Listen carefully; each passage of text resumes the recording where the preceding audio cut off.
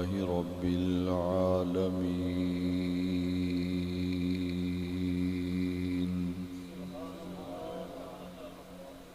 والصلاة والسلام على رسوله الكريم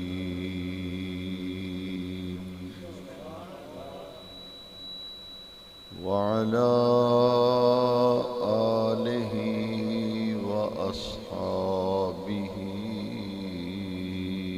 أجمعين. أما بعد فأعوذ بالله من الشيطان الرجيم. بسم الله الرحمن الرحيم. وقضى ربك ألا تعبدوا إلا إياه وبالوالدين إحسانا. صدق الله مولانا العظيم وبلغنا رسوله النبي الكريم الأمين. ونحن على ذلك لمن الشاهدين والشاكرين والحمد لله رب العالمين. قد قال الله تبارك وتعالى عز وجل في شان حبيبه ونبيه مخبرا وآمرا: إن الله وملائكته يصلون على النبي يا أيها الذين آمنوا صلوا عليه وسلموا تسليما. الصلاة والسلام عليك يا سيدي يا رسول الله، وعلى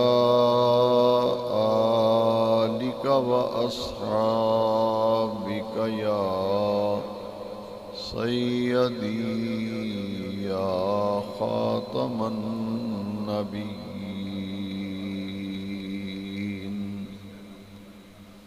تمام حضرات ایک مرتبہ پھر محبت سے درود شریف پڑھیں: الصلاۃ والسلام علیک یا رسول اللہ.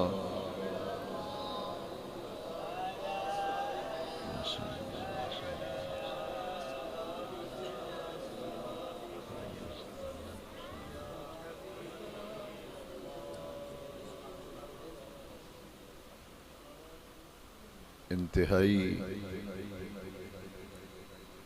عزت و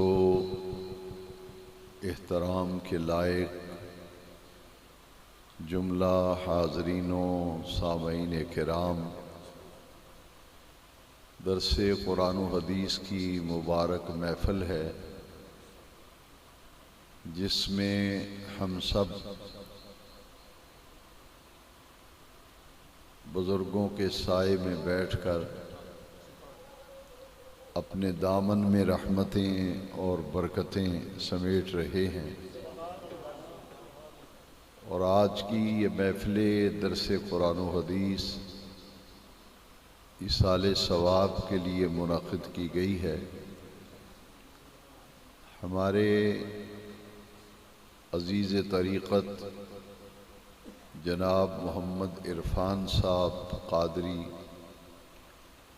انہوں نے اپنی والدہ محترمہ کے سالانہ ختم شریف کے موقع پر اس محفل کو سجایا، اہتمام کیا۔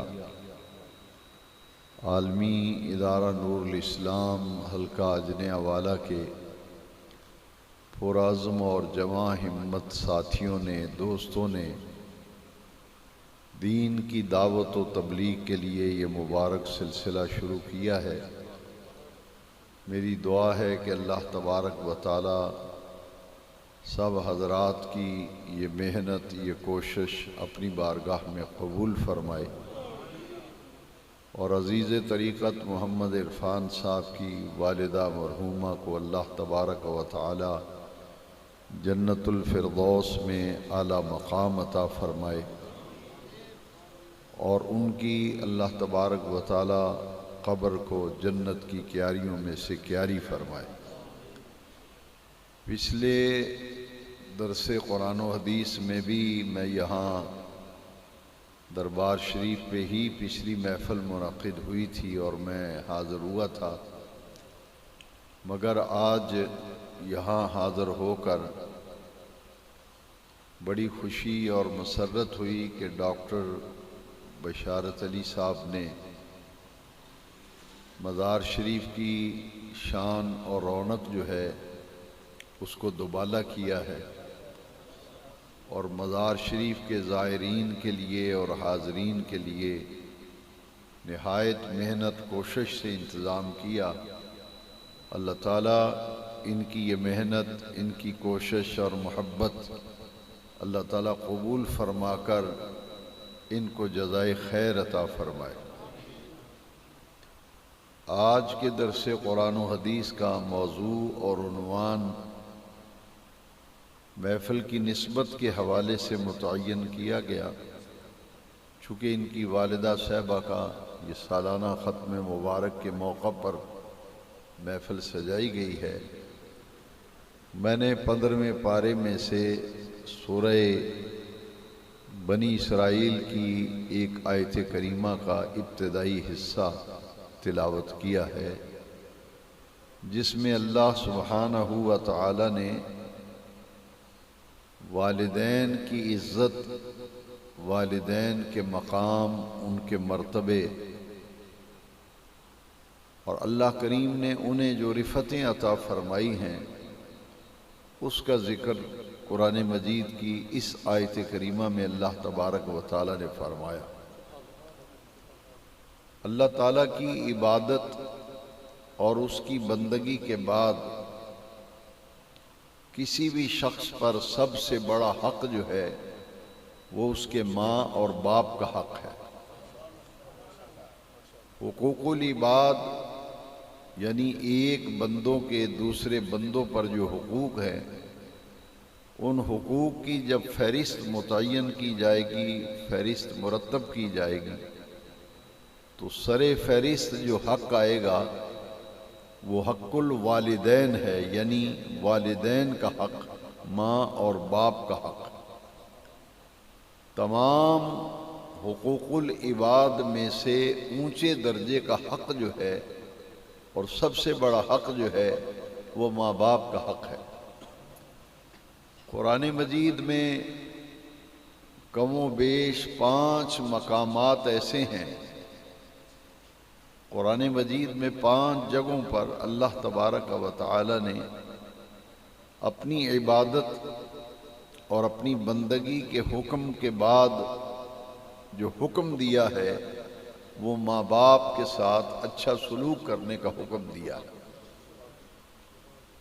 معلوم یہ ہوا کہ حقوق اللہ میں سے سب سے بڑا حق اللہ تبارک و تعالی کا ہے کہ اس کی عبادت، اس کی بندگی کی جائے، اور حقوق العباد میں سے سب سے بڑا حق ماں باپ کا رکھا گیا کہ ان کی عزت کی جائے، احترام کیا جائے، ان کا ادب کیا جائے، اور ان کی دل و جان سے خدمت کی جائے۔ یہ ماں باپ کا حق اللہ تعالیٰ نے ہر بندے پر رکھا ہے۔ جو آیت کریمہ میں نے تلاوت کی ہے، اس آیت کریمہ کا مضمون پہلے میں عرض کرتا ہوں۔ اللہ کریم نے فرمایا وَقَضَىٰ رَبُّكَ أَلَّا تَعْبُدُوا الا ایاہ، تیرے رب کا یہ حکم ہے، تیرے رب کا یہ فیصلہ ہے، اللہ تعبدوا الا ایاہ، کہ تو جب بھی عبادت کرے تو اپنے اللہ کی عبادت کرے، کیونکہ استحقاق عبادت صرف اللہ تبارک و تعالیٰ کا ہے۔ اس رب ذوالجلال کے سوا کائنات میں کوئی عبادت اور سجدے کے لائق نہیں۔ عبادت جب بھی کی جائے گی اللہ تبارک و تعالیٰ کی جائے گی۔ وَبِالْوَالِدَيْنِ إِحْسَانًا، عبادت جب بھی کرو تو اللہ تبارک و تعالیٰ کی، کیونکہ عبادت اسی کا حق ہے۔ بعد میں فرمایا وَبِالْوَالِدَيْنِ إِحْسَانًا، والدین یعنی ماں اور باپ دونوں سے اچھا سلوک کرو۔ پھر ارشاد فرمایا اسی آیت کریمہ میں کہ ماں باپ کے ساتھ حسن سلوک کا حکم دیا، اور پھر اللہ کریم نے اس کی تفصیل بیان فرمائی اسی آیت کے اندر۔ اما یبلغن عندک الکبر احدہما او کلاہما، کہ ماں باپ تمہارے سامنے بوڑھے ہو جائیں۔ اما یبلغن عندک الکبر احدہما او کلاہما، دونوں بوڑھے ہو جائیں ماں اور باپ، یا دونوں میں سے ایک بڑھاپے کی عمر کو پہنچ جائیں۔ ارشاد فرمائے لا تقل لہما اف، کہ خبردار اپنے ماں باپ کے سامنے اف تک نہ کرنا۔ وَقُلْ لَهُمَا قَوْلًا كَرِيمًا، ماں باپ کا ادب اور احترام اللہ تعالیٰ نے قرآن کی آیت میں بتایا اور سکھلایا، اور اس میں اف کا لفظ قرآن مجید میں استعمال کیا گیا کہ ماں باپ کے سامنے اف تک نہ کرو۔ وَقُلْ لَهُمَا قَوْلًا كَرِيمًا، اور جب بھی اپنے ماں باپ سے بات چیت کرو، گفتگو کرو، تو نرم لہجے کے ساتھ، عاجزی اور انکساری کے ساتھ ماں باپ سے بات کرو۔ والدین کے سامنے سینہ تان کر بات کرنا یا اکڑ کر بات کرنا اللہ تعالیٰ کو اتنا ناپسند ہے کہ قرآن پاک کی آیت کریمہ میں والدین سے گفتگو کرنے اور ان سے کلام کرنے کا، بات چیت کرنے کا طریقہ بھی اللہ کریم نے قرآن مجید کی آیت کریمہ میں سکھلایا اور بتلایا۔ وَقُلْ لَهُمَا قَوْلًا كَرِيمًا، عاجزی انکساری سے ماں باپ کے سامنے بات کی جائے، نرم لہجے میں ماں باپ سے گفتگو کی جائے۔ اس کے بعد اللہ تعالیٰ نے والدین کی عزت و احترام و توقیر کے حوالے سے ایک اور تعلیم ارشاد فرمائی۔ اس سے اگلی آیت کے اندر ارشاد فرمایا وَاخْفِضْ لَهُمَا جناح الذل من الرحمہ،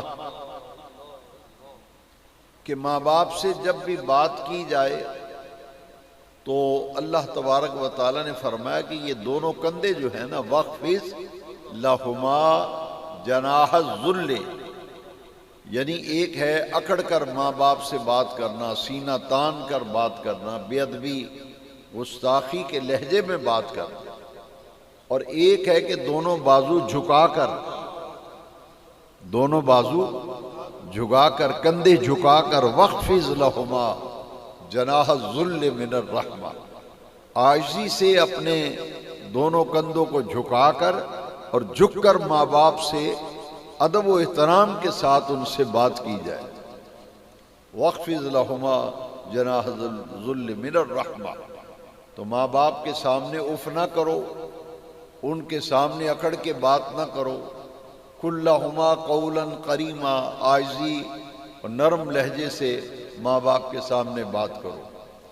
یہ طریقہ اللہ تعالیٰ نے والدین سے حسن سلوک کا جو تعلیم دیا سورہ بنی اسرائیل میں، اس پر میں نے یہ 2 آیتوں سے عرض کیا۔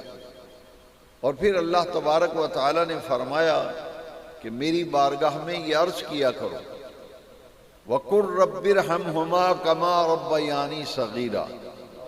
قرآن پاک میں والدین کے لیے ایک دعا ہمیں اللہ تعالیٰ نے سکھلائی اور بتلائی کہ اللہ کی بارگاہ میں ہاتھ اٹھا کر دعا مانگی جائے، رب ارحمہما کما ربیانی صغیرا، یا اللہ جب میں چھوٹا سا تھا اور چھوٹی عمر میں میری ماں اور باپ نے مجھے پالا، میری پرورش کی، مجھے سنبھالا، اسی طرح میرے ماں باپ پر اپنی رحمت نازل فرما جس طرح انہوں نے بچپن میں مجھے پالا تھا۔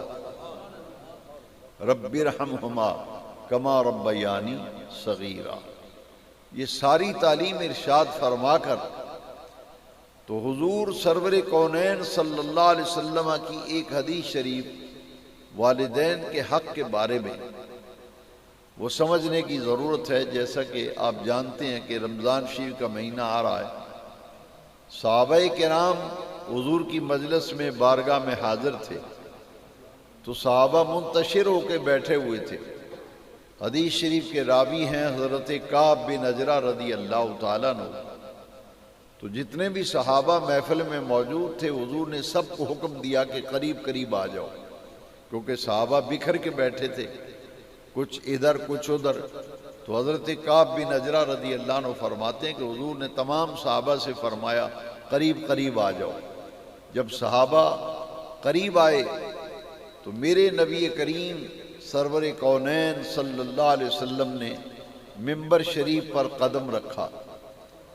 پہلی سیڑھی پہ قدم رکھا تو حضور نے فرمایا آمین، پھر دوسری سیڑھی پہ قدم رکھا ممبر شریف پہ تو فرمایا آمین، تیسری سیڑھی پہ قدم رکھا تو فرمایا آمین۔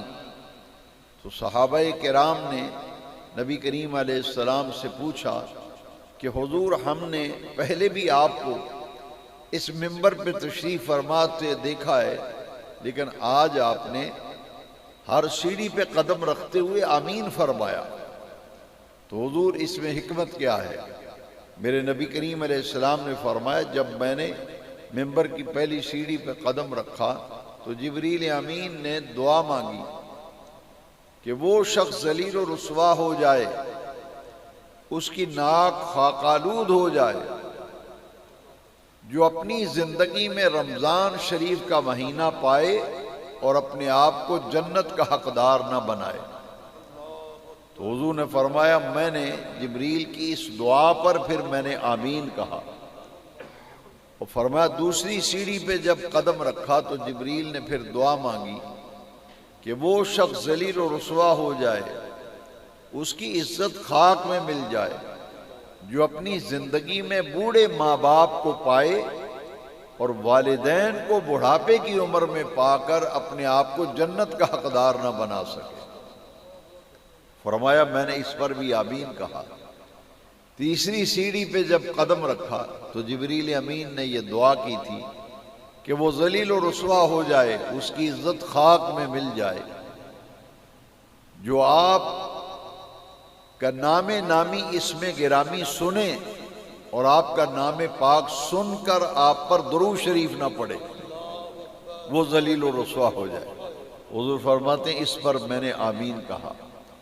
تو اس حدیث شریف سے یہ معلوم ہوا کہ 3 عمل ایسے ہیں جس پر حضرت جبریل امین دعا مانگتے ہیں۔ ایک ہے رمضان شریف کے مہینے میں اپنے رب کو راضی کر کے اپنے آپ کو جنت کا حقدار بنانا۔ دوسرا عمل ہے بوڑھے ماں باپ کی خدمت کر کے جنت کا حقدار بننا۔ تیسرا ہے کہ جب بھی نبی پاک کا نام سنا جائے تو اپنے آقا کریم پر درود و سلام پڑھا جائے۔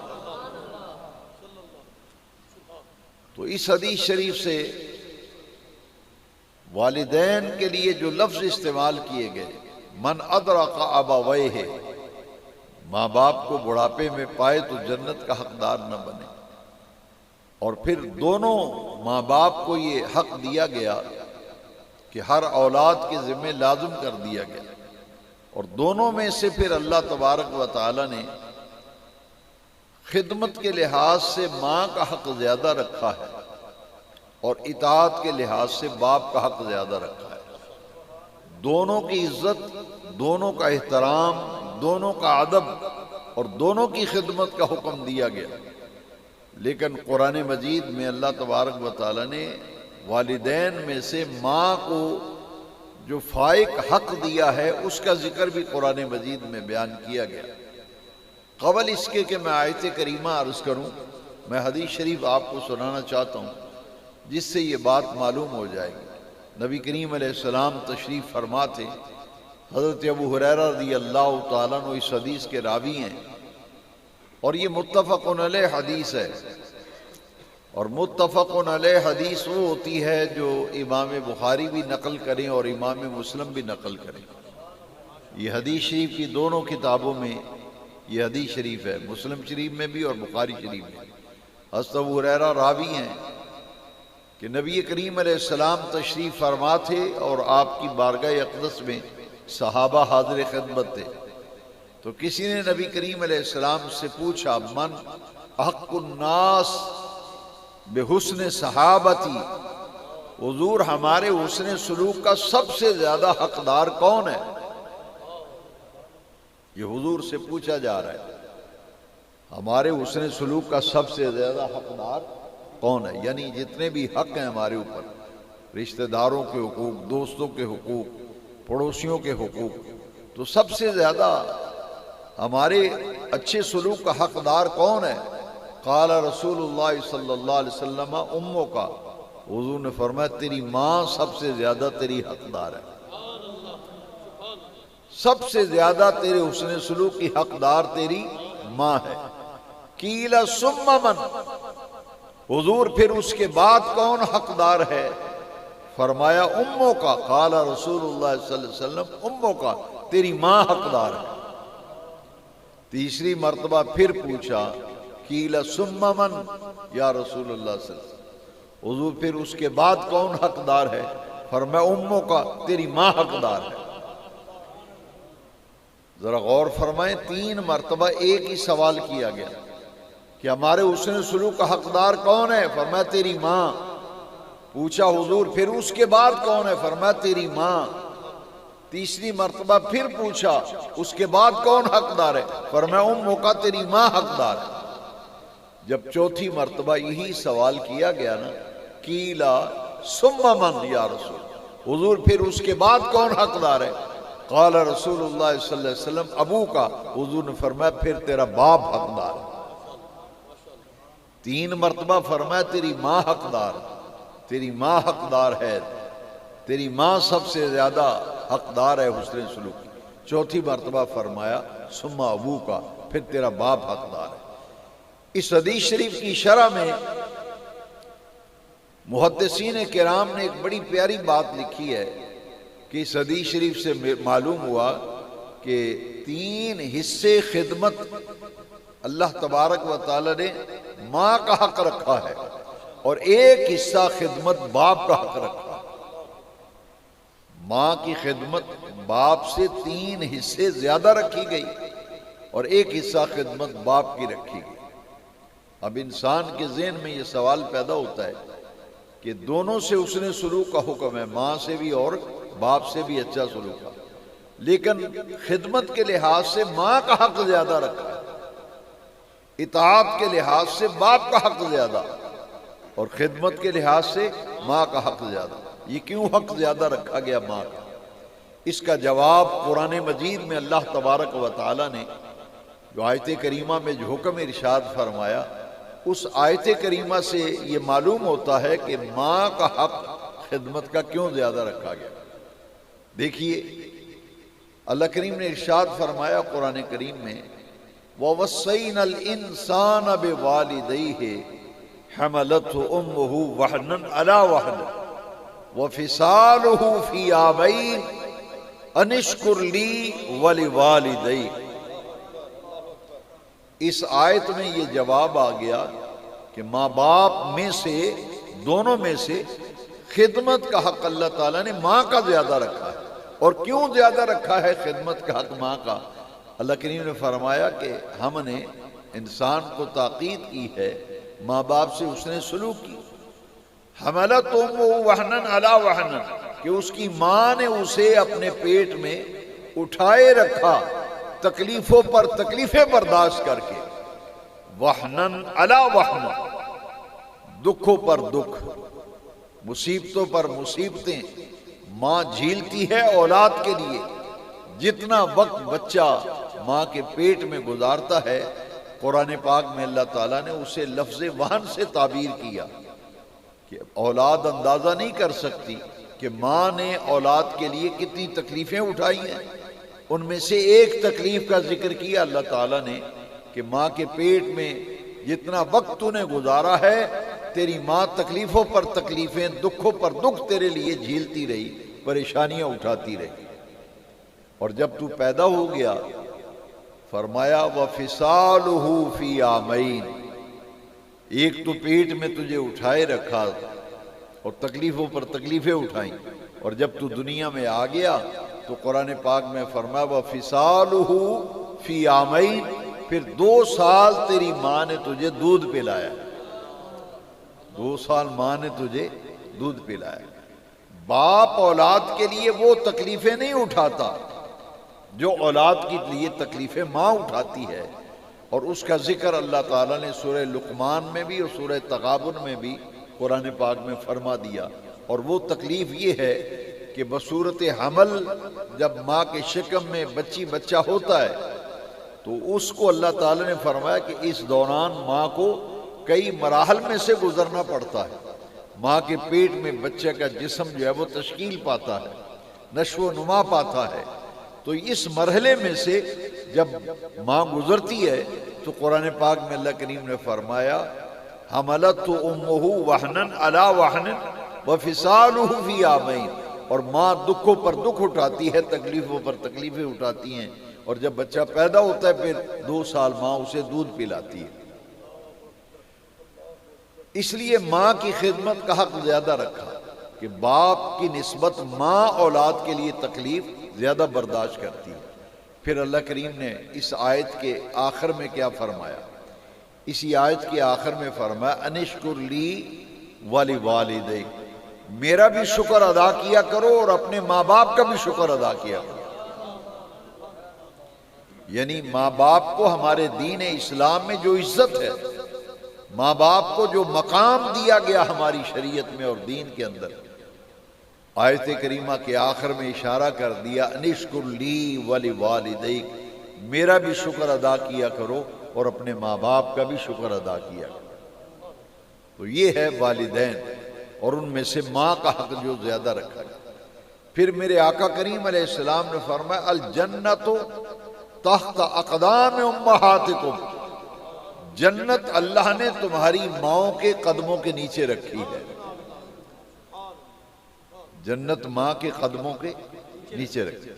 یہ حدیث شریف سے معلوم ہوتا ہے کہ یہاں بھی خدمت کا ذکر کیا گیا، ماں کے قدموں کے نیچے جنت ہونے کا معنی یہ ہے کہ جنت میں جانے کا آسان راستہ ماں کی خدمت ہے، ماں کی خدمت ہے۔ الجنت تحت اقدام امہات، اور میں اکثر یہ درس قرآن کے اندر کہتا ہوں کہ ہمارے دین نے بڑی پیاری تعلیم دی ہے، ماں کے قدموں کے نیچے جنت رکھی، اور باپ کو کیا مقام دیا؟ باپ کا مقام سنیے۔